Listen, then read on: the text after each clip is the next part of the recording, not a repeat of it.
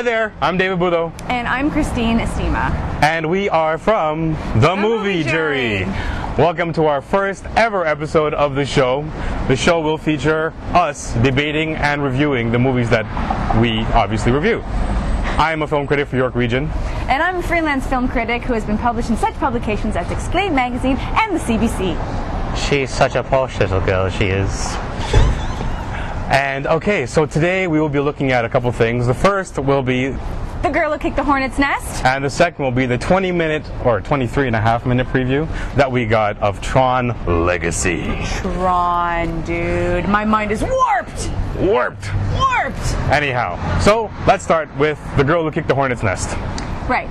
Well, for those of you who are in the know, you will know that The Girl Who Kicked the Hornet's Nest is the third installment of the Girl Who Did Something series. So the first we had the girl with the dragon tattoo, then it was the girl who played with fire, she did something with fire, and then The Girl Who Kicked the Hornet's Nest. So, in this film we have Elizabeth Salander and Michael Blomkvist, who are, Elizabeth Salander is now on trial for supposedly murdering people, and Michael Blomkvist is the investigative reporter who is trying to prove her innocence.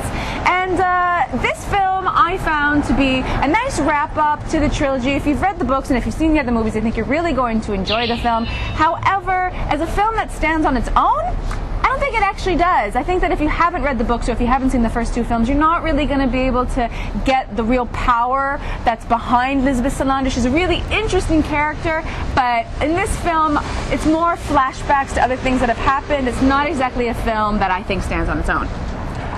I look differently at it. I think as a film on its own, you actually don't really need the other two films because it spends so much time in flashback mode.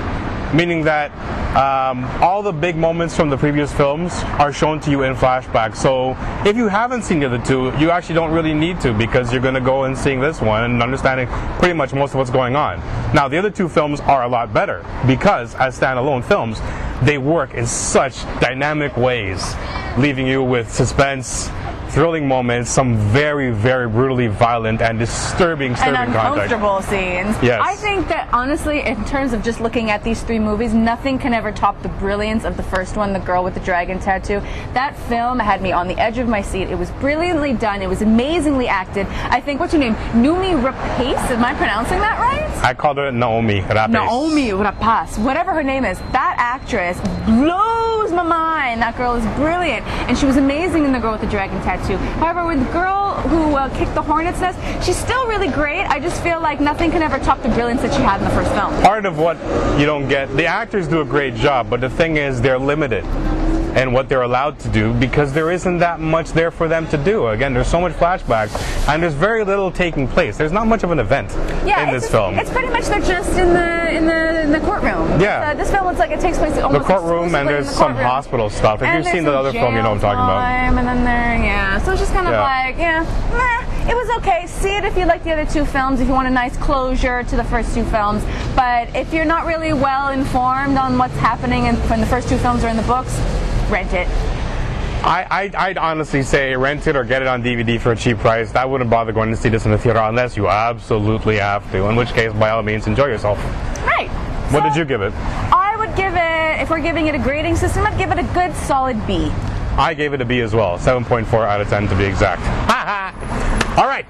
Right, that's The Girl Who Kicked the Hornet's Nest. Now, we both got a chance to attend this magical 20-minute preview of Tron Legacy in 3D in IMAX, which is rare because they usually don't let us do any of this stuff in IMAX. Yeah.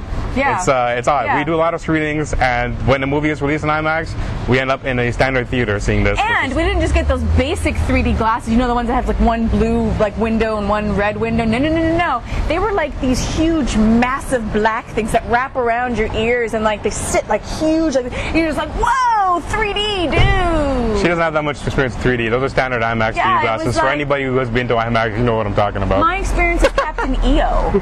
Captain, I don't even know what that is. She makes up a lot of movies, you notice that. You won't even have heard of some of the ones she talks about. Epcot Center, I'm down with it. That's not really counting as a movie. It's 3D though.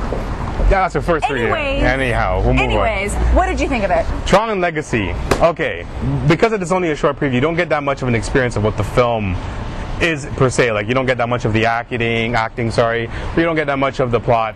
What you do really get is the sense of just overwhelming power of visual and aural experience. It's ridiculous. The sound design, unbelievable. The 3D is even clearer and sharper than Avatar was. What did you think? Well, I think that for films like Tron, you can expect nothing less than spectacle at its best. I mean, we're talking about, on top of the 3D, you've got amazing CGI. You've got visuals that are absolutely going to blow your brain. The sound design, absolutely, you can hear things coming from all around you, see things coming from all around you.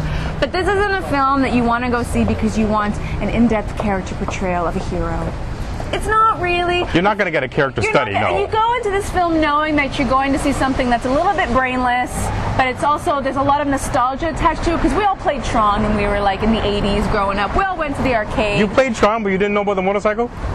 Dude, don't ruin this for me. Okay? Listen. All right. I am like the queen of 80s. I'm wearing leg warmers right now. Y'all can't see it, but I got leg warmers on these legs up in here. Okay? So I'm in love with the 80s. I think that if you love the 80s, if you love going to the arcade when you were a kid, you're going to love the nostalgia that's attached to this film. But to remake something that has already kind of been done, I think it's hit or miss.